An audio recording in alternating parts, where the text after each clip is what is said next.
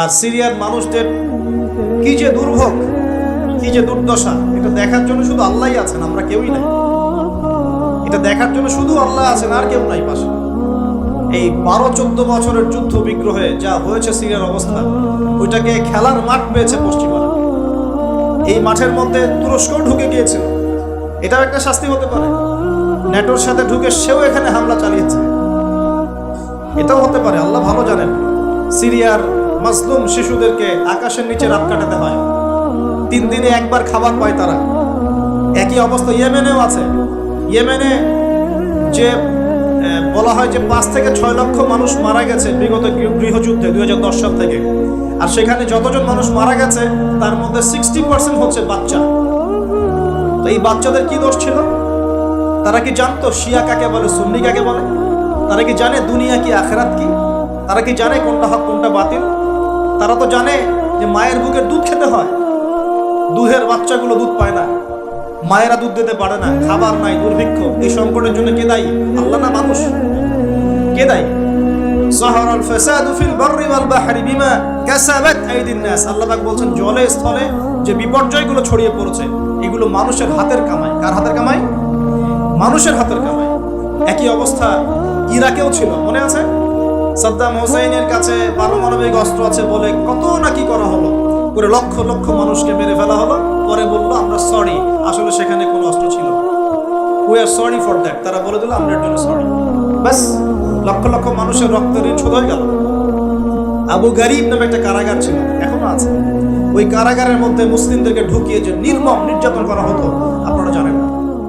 পাকিস্তানের একজন ডক্টর মহিলা, ওই যে উনি নিউরো মেডিসিন ডক্টর আফিয়া, উনাকে মনে হয় 10 থেকে 12 বছর ধরে ওখানে নির্যাতন করা হয়েছিল। আপনার বোনকে যদি একবার কেউ খারাপ নজরে তাকায় আপনার কেমন মনে হয়? আপনার মায়ের দিকে যদি কেউ একবার খারাপ নজরে তাকায়, একটা খারাপ মন্তব্য করে, আপনার কি মনে হয়? আপনার স্ত্রীকে যদি কেউ একটু গায়ে টাচ করে চলে যায়, শ্লীলতাহানি করে, টিস করে, আপনার কি মনে হবে?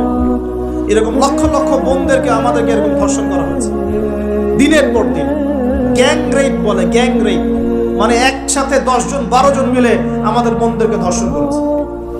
মুসলিমরা তো বললাম না, মুসলিমরা পড়ে আছে ওঠেন বসেন নিয়ে, মজা ট্রল এগুলো নিয়ে। সারা বিশ্বে যা হচ্ছে মুসলিমদের সাথে, যদি আমরা সত্যি জানতাম শান্তিতে ঘুমাতেই পারতাম, আমাদের ঘুম উড়ে যেত চোখ থেকে। বেশি বললেও সমস্যা, বেশি করলেও সমস্যা, কাকেই বলবো, কে বা বুঝবে? দেখা যায় এমন অনেক সময় হয়েছে, অনেক ভালো ভালো নেতা সমাজে এসেছে, আসার পরে জনগণকে বুঝিয়েছে, জনগণ বলেছে ঠিক আমরা তোমার সাথে আছি। যেই সেই নেতার উপর কোনো বিপদ এসেছে, জনগণ নাই, কাকে নিয়ে কি করবে না, কার সামনেই বা কি বলবো? আমাদের প্রত্যেকটা জেলা বলেন, থানা বলেন, দেশ বলেন, আনাচে কানাচে নিবেদিত প্রাণ মুসলিম ভাই তৈরি করতে হবে, যারা কাজের মানুষ, ঝোঁকে চলে না, আবেগে চলে না, ইস্যু পাগল না, আবেগে চলে না, কাজের অ্যাক্টিভ কিছু মানুষ দরকার, যারা শিক্ষিত, এডুকেটেড, যারা পরিস্থিতি বোঝে, যারা হিকমা বোঝে, যারা নিবেদিত প্রাণ, যারা অর্থ কোরবানি করার মানসিকতা রাখে, শিক্ষা প্রতিষ্ঠান গড়ে তোলে, সোশ্যাল ওয়ার্ক করে, একটা জনসংযোগ যারা গঠন করতে পারে, এমন কিছু মানুষ আর নেতা আল্লাহ আমাদেরকে দান করুন বলে আমি। এভাবে একদিনের মাহফিল বলেন আর ওই ইস্যু পাগল কোন ইস্যু নিয়ে লাফালাফি করে উম্মার বিজয় হবে না। আমাদের সবাইকে যার যার জায়গা থেকে কনস্ট্রাকটিভ কাজ করতে হবে, সবাইকে এফোর্ট দিতে হবে। শুধু একজন দায়ীর দায়িত্ব না, একজন আলেমের দায়িত্ব না, আপনারও দায়িত্ব আছে। তো আপনার দায়িত্বটা আপনি ঠিক মতো পালন করেন না কেন? নামাজ আপনার দায়িত্ব, কোরআন তেলাওয়াত করা শেখা আপনার দায়িত্ব, দিনের জ্ঞান শেখা আপনার দায়িত্ব, জ্ঞান প্রচার করা আপনার দায়িত্ব, আদর্শ পরিবর্তন করা আপনার দায়িত্ব, হালাল খাওয়া আপনার দায়িত্ব, উম্মাকে নিয়ে ফিকির করা তো আপনারও দায়িত্ব। উম্মা কি শুধু আমার, আপনার নয়? উম্মা কি শুধু আলেমদের, আপনাদের নয়? তাহলে আমরা কি সবাই শুধু কয়েকজন মানুষের ঘাড়ে দায়িত্ব চাপিয়ে দিয়ে চলে যাব? এই সমস্যা হচ্ছে আমাদের সমাজে। বিশ্বাস করেন, যদি সবাই একসাথে ঐক্যবদ্ধভাবে ঈমান ধরে রাখতে পারতাম, কোনোদিনও কোনো জালেমের সামনে আমাদেরকে মাথা নত করতে হতো। আমাদের মধ্যে ঐক্য নাই, তো বাস্তবতা হচ্ছে না, আমাদের মধ্যে কোনো ঐক্য নাই। যেটা আছে সেটা প্রয়োজনের তুলনায় নিতান্তই অল্প। এক ভাইকে মারলে আরেক ভাই মিষ্টি বিতরণ করে, একজনের উপর জুলুম আসলে আরেকজন খুশি হয়, মিলাদ দেয়। একজনকে সামান্য একটা ইস্যু ইস্যু থাকার না থাক, ইস্যু থাকলে তো কথাই নাই, না থাকলেও জোর করে টেনে বের করবে, করার পরে সারা দেশে একদম মান সম্মান হানি না করলে ঘুম হয় না। এই হলো অবস্থা আমাদের। তো এরা কি মনে করছে যে বিপদ আপদ শুধু এক শ্রেণীর মানুষের উপরেই আসবে? জি না। যখন আল্লাহ পাকের আযাব আসে, দেখলেন না, আল্লাহর যখন আযাব আসে তখন ভালো খারাপ কারো উপর কাউকে আল্লাহ পাক ছাড়বে না, সবগুলোকে ধ্বংস করবে। আল্লাহ পাক সূরা কোরআনেও বলেছেন, ওয়াত্তাকু ফিতনাতান লা তুসিবান্নাল্লাযীনা যালামু মিনকুম খাসসা, তোমরা সেই ফিতনাকে ভয় করো, আল্লাহর সেই পরীক্ষাকে ভয় করো যা শুধু জালেমদের উপর খাস করে আসবে না, সবার উপরে আসবে। যদি আসমানি গজব জমিনের বালা আসে, শুধুমাত্র খারাপ ব্যক্তিদেরকে দেখে আসবে না, বরং সবার উপরেই চলে আসবে। আল্লাহ পাক আমাদেরকে বোঝার তৌফিক দান করুন। নবী সাল্লাল্লাহু আলাইহি ওয়াসাল্লাম একদিন ঘুম থেকে উঠে বলছেন, লা ইলাহা ইল্লাল্লাহ, লা ইলাহা ইল্লাল্লাহ, ওয়াইলুল লিল আরাব মিন শাররি ক্বাদ ইখতারাব। তখন যায়েনাব বিনতে জাহাশ রাদিয়াল্লাহু আনহা বলছেন, ইয়া রাসূলুল্লাহ, আনুহলিকু ওয়া ফিনা সালিহুন, আমাদের মধ্যে সৎ মানুষ থাকা সত্ত্বেও কি আমরা ধ্বংস হয়ে যাব? তখন নবীজি বলছেন, নাম, অবশ্যই ধ্বংস হবে। ইযা কাসরাতুল খাবাস, যখন অশ্লীলতা ছড়িয়ে পড়বে তখন আলেম জালেম সব ধ্বংস হয়ে যাবে। আল্লাহ পাক আমাদের সবাইকে হেফাজত করুন বলি আমিন। সামাজিক প্রতিরোধ করে তোলেন, অন্যায়ের বিরুদ্ধে প্রতিবাদ করা শিখেন, সৎ কাজে আদেশ করেন, অন্যায় কাজে নিষেধ করেন, নিজের ব্যক্তিত্ব বজায় রাখেন, ইসলামকে হাসি ঠাট্টার পাত্র বানাবেন না, যার যার দায়িত্ব তার তার জায়গা থেকে পালন করেন। আপোষের মধ্যে অনেক রকম মতভেদ থাকতে পারে, সমস্ত মতভেদ ভুলেও আমরা এক জাতি, সমস্ত মতভেদ ভুলে আমরা এক জাতি।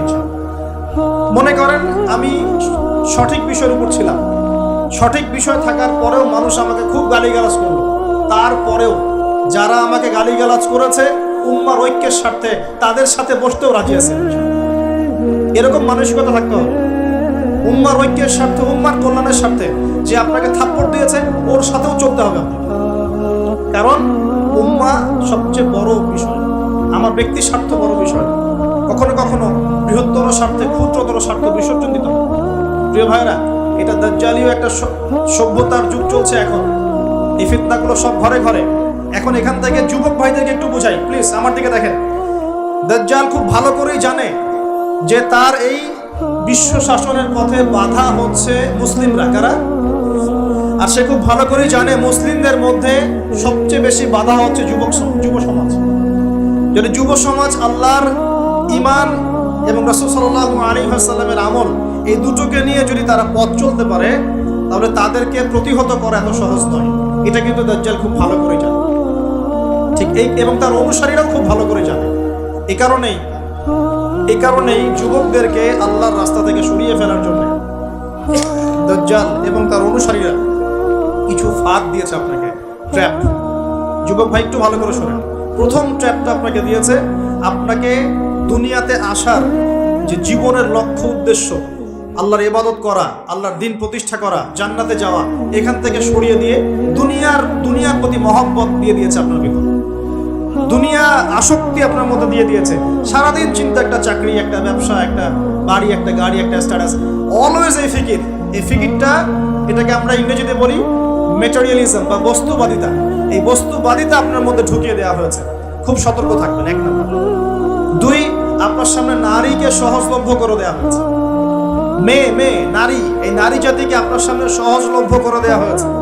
অনলাইন অফলাইন যেখানেই যাবেন নগ্ন নারীকে আপনি সামনেই পাবেন। মাত্র 1000, 1500, 2000 টাকা দিয়ে মানুষ জেনা করতে পারে, এখন রাত কাটাতে পারে, কেউ বাধা দেওয়ার নাই। কিন্তু যদি হালাল ভাবে বিয়ে করতে চান, পদে পদে বাধা পাবেন না, পাবেন না? হালাল ভাবে বিয়ে করতে চাইলে পদে পদে বাধা পাচ্ছেন, কিন্তু জেনা করতে গেলে আপনাকে কেউ বাধা দিচ্ছে না। একটা ছেলে চাইলেই হোটেলে রাত কাটাতে পারে এখন, আর এখন ফ্রি মিক্সিং এর যুগ, ছেলে মেয়ের অবাধ মেলামেশা। বিয়ের আগেই দেখা যায় ছেলেরা মেয়েদের সাত ভোগ করে, মেয়েরা ছেলেদের সাত ভোগ, এবং এই পরিসংখ্যান দিন দিন বাড়ছে বাংলার মাটিতে, বাড়ছে না?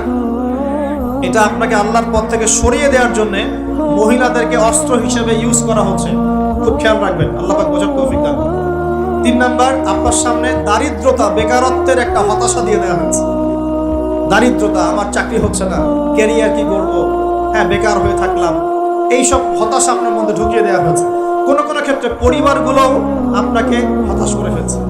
এত টাকা পয়সা খরচ করলাম, টাকা পয়সা দিয়ে পড়ালাম, হ্যাঁ ডিগ্রি সার্টিফিকেট অর্জন করলি, এখনো চাকরি করতে পারিস না, হ্যাঁ কবে বড় হবে, নিজের পায়ে দাঁড়াবি। এই যে মানসিক চাপ, এগুলোতে কিন্তু যুব সমাজ আস্তে আস্তে আল্লাহর পথ থেকে সরে যায় এবং এরপরে গিয়ে তারা মাদকের কাছে যায়। হতাশা, গার্লফ্রেন্ডের সাথে খারাপ সম্পর্ক, ফ্রি মিক্সিং অ্যাফেয়ার, জেনা, হ্যাঁ মিউজিক, তারপরে পর্নোগ্রাফি, এগুলোতে আসক্ত হয়। এক পর্যায়ে গিয়ে মাদকের কাছে শান্তি খোঁজে। আর মাদক যখন আপনাকে পেয়ে বসবে, আপনি আপনার জীবন থেকে, জীবনের লক্ষ্য থেকে হারিয়ে যাবেন এবং দাজ্জাল এবং তার অনুসারী বিজয়ী হয়ে গেল, আমরা হেরে গেলাম। এরকম ধাপে ধাপে আপনার সামনে অনেকগুলো ট্র্যাপ দিয়ে দেওয়া হয়েছে। বেকারত্বের ট্র্যাপ, হতাশা, নারী, জীবনের লক্ষ্য থেকে সরিয়ে দেওয়া, এবং সবচেয়ে বড় কথা এখন চলছে ফ্রি মিক্সিং আর পর্নোগ্রাফি। এগুলো দিয়ে আপনার ভিতরে নূর, ইমানের নূর আর তেজটাকে তারা নষ্ট করে দিয়েছে। এখন এটাকে রিগেইন করতে হলে কি করতে হবে প্রিয় ভাই? প্রথম কাজ হচ্ছে দুনিয়াকে তুচ্ছ মনে করার মানসিকতা তৈরি করতে হবে। দুনিয়া ক্ষণস্থায়ী, তুচ্ছ। আমি এখানে থাকতে আসি নাই চিরদিন, এখানে আমার কিছু দায়িত্ব আছে। ওয়ামা খালাকতুল জিন্না ওয়াল ইনসা ইল্লা লিয়াবুদুন, এটা আমার দায়িত্ব। আর আরেকটা দায়িত্ব হচ্ছে হুয়াল্লাযী আরসালা রাসূলাহু বিল হুদা ওয়া দীনিল হক লিইয়ুযহিরাহু আলা দীনি কুল্লি, এটা আমার দায়িত্ব। আমার দায়িত্ব আল্লাহর ইবাদত করা, আল্লাহর জমিনে আল্লাহর দ্বীনটাকে প্রতিষ্ঠা করা। এই দায়িত্ব পালন করতে গেলে আমাকে প্রথমে জ্ঞান অর্জন করতে হবে। অতএব যুবক ভাইদের প্রথম কাজ হচ্ছে দ্বীনের জ্ঞান অর্জন করা। কি করা ভাই? দ্বীনের জ্ঞান অর্জন করা। আপনি যে লাইনে পড়াশোনা করছেন করবেন, কিন্তু পাশাপাশি অবশ্যই দ্বীনের বেসিক ফান্ডামেন্টাল জ্ঞান অর্জন করতে হবে। পারা যাবে তো ইনশাআল্লাহ?